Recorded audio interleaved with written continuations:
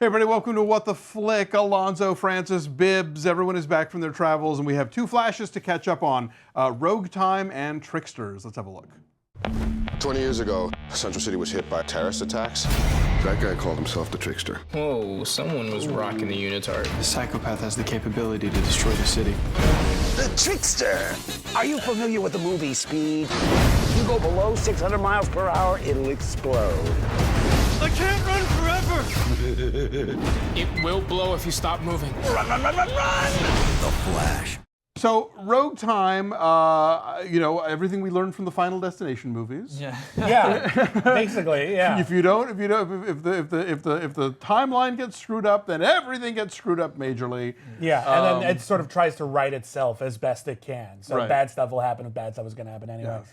What's interesting to me is, obviously we talked about how much we loved the episode before. Sure. Rogue Time. How it was essentially a season finale that then backtracked. And then we burned through the entire season finale in the first 10 minutes because the Flash knew it was going to happen. Right. And then I guess Captain Cold and Golden Glider and Heat Wave were going to be doing all that stuff in the background anyway, but no one noticed because there was a tidal wave.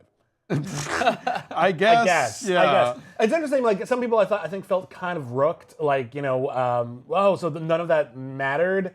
And I'm like, I feel like it mattered. It maybe didn't matter as much. Well, and Barry knows all that stuff Yeah. if no one else does, Yes. Worst. There's a lot of things when you become a superhero and you have to have a secret identity. There's a lot of lies. Sometimes there's stupid lies.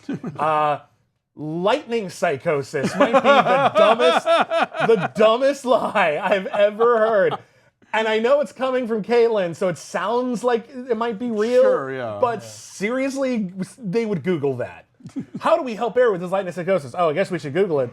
Hey! You're making this By up. the way, Bibbs is wearing his Star Labs This is- sweatshirt this week, everyone. I feel already inadequate to provide my Yes. response to this Thank you because very you much. have a Star I Labs bought this, shirt. in all fairness. Graffiti Designs, it turns out, puts them out. I was at a convention this weekend. So while we're on Star Labs, what about Yes. our favourite character, Cisco, and his tiff with his brother? Yeah, that was Forced. yeah. Because we're set up to see this turmoil with Cisco because of what happened in the previous episode, with him potentially dying. I just thought it was a little bit of a letdown that you're going to go along to a tiff with his brother and suddenly his brother's going to be in danger. I'm like, I don't even know who your brother is, so I can't really relate. Well, you can't throw this new guy at us. Yeah. I think they tried setting it up in the previous episode with like a little bit of dialogue about how Cisco doesn't want to go back to his family reunion, but it didn't really read. It felt like just banter, and it didn't feel like this important thing we didn't get to do, and now we get to go do it. That was kind of awkward. I like that when push came to shove, he did choose his brother and give up Flash's secret identity.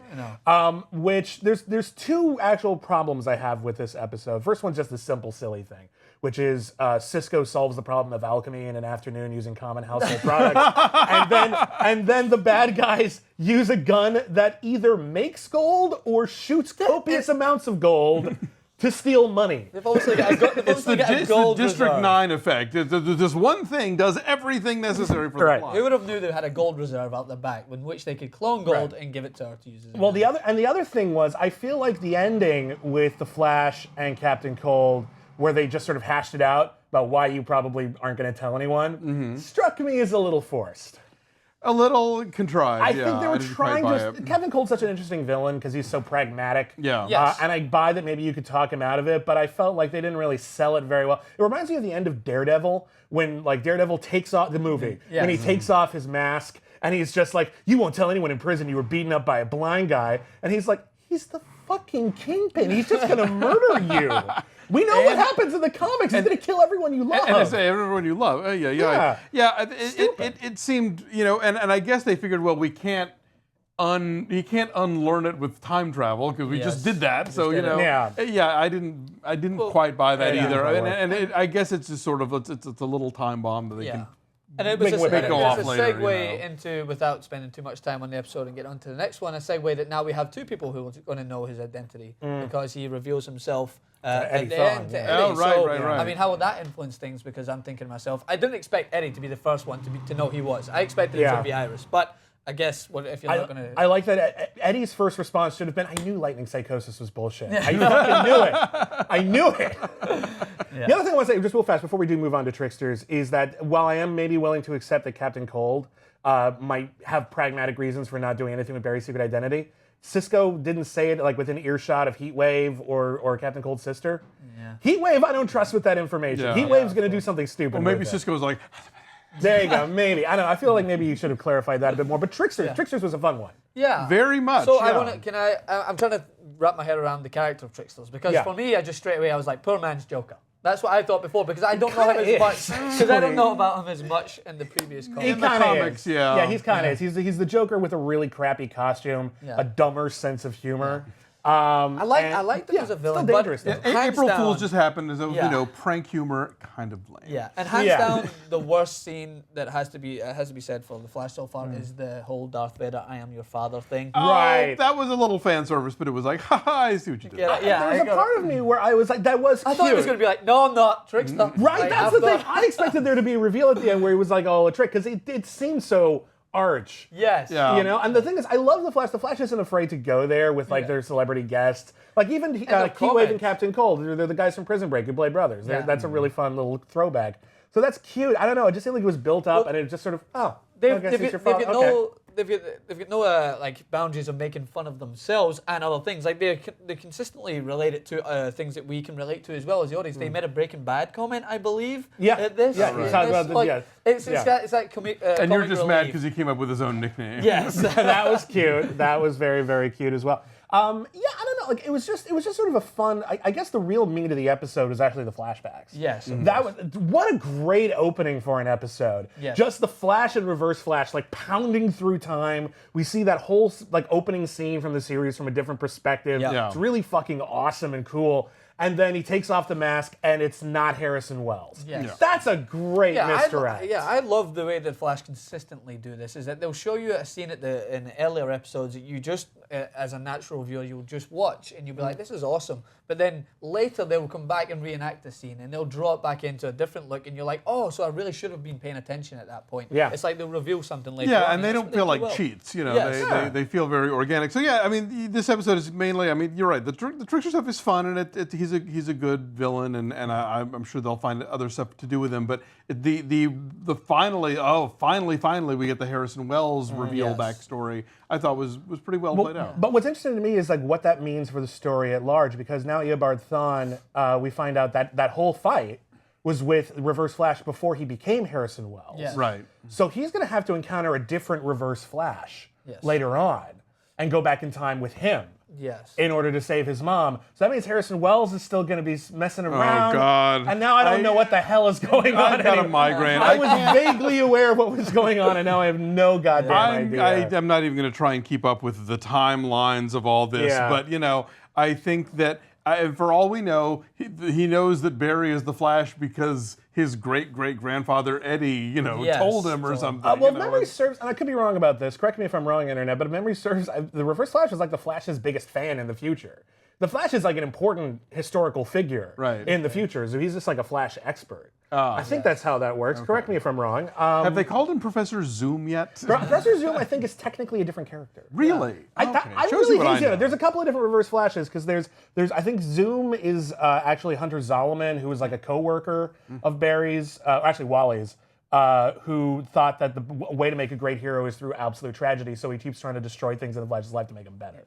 I think that was Zoom, and I don't know. It gets confusing. Someone's writing a furious YouTube comment. How many episodes have we got before we get to the season finale? 5 or 6. Another 5 or 6. Yeah. I figured that. We have one week off. We have 1 week off, and then it's a straight shot through the end of May. And boy, are they promising a lot for the rest of the season. This is what I'm talking about, because I'm consistently waiting for Grodd, because I'm thinking, could this be a good time to these villains are definitely filler villains. They're just someone in there to fill the scene at the moment. This isn't like major season-long arc. With the Tidal Wave episode, I was like, wow, I loved that episode. I loved the villain. I was thinking to myself, maybe they could have waited and held that scenario till a later part in the season, because I was so intrigued in it. Because I just felt, with the Tricksters, obviously Captain Cold's good to bring back, but I feel like it was just filling in. Very Gotham-esque, what Gotham does, and I don't like. Yeah. Sorry. Well, that's okay. Don't apologize. Now, did we know before now that the particle collider accident was maybe not an accident?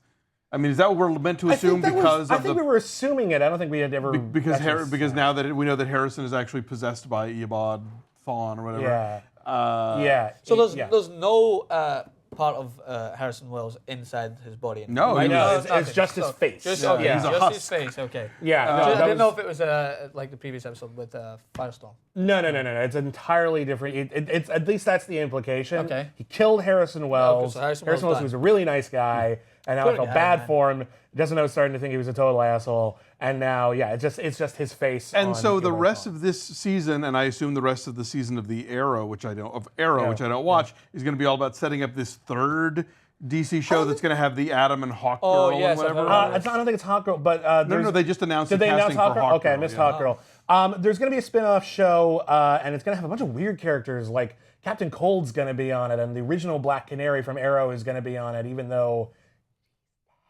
So that'll be spoilers. So that'll be sort of a weird thing. I'm not sure how that's going to work. I mean, Rip Hunter is going to be on it, so Right. maybe it'll be like a time travel thing, and he's picking up heroes from different parts of the timeline and doing stuff. That'd be kind of cool, like on Yeah. the Booster Gold I series. want Angel and the Ape and the Inferior Five, I want Detective Chimp now. and Captain Carrot and the Zoo Crew. Nice. That would all be very, very fun. But I don't know if we're setting it up per se. I am really looking forward to it. There was a bit in the preview that showed, Arrow coming back, Yeah. and Adam is going to be on the show as well. And Black Canary. And Black Canary. Fucking awesome. Yeah, Like, I'm really is gonna digging be- it so much. Oh my God. If we were thinking that episode before, it could have been a great finale. They're setting this up for an awesome gathering. Well, a great yeah, that's like party. if you're going to play the hit first, then you better have some Yeah, you really better good have shit for something your fun. encore. And given what's going on in Arrow as of this last week, holy crap. Yeah. There's so much they've set up that's going to be really awesome. I cannot wait for the last few episodes of each of the series. We didn't really get a glimpse into where Iris is at with her relationship with Barry in this episode, because I figured with I mean, She's obviously distracted I was, by missing dude. Yeah, Yeah. The teenage romance in me was distraught that they never got together in Rogue Time, and that everything just panned out completely opposite. Whichever, I just don't believe That's that. a 51st dates move. Yes, by the that's way, what it was, to, like, yeah, 'cause to- I've to do the same seen thing that. and it didn't work the second time. Yeah. Yes. So So- let's reference that. I just did. No, I'm just saying. Maybe that's So now that Eddie knows that he's the Flash, is he going to be even more intimidated by Barry? Because he already had his questions about Barry. possible. And Would you not be intimidated? And he knows how into the Flash Iris has been. Yes, And of one of course. the first interactions with the Flash is the Flash almost killing him. Well, of course. So like yeah. that's bound to lead to some friction, as I suppose most things in the Yeah. Flash would. He moves quickly. So we're off next week, but we'll be back and we're going to ride this thing out for the rest of the season. So come back and join us.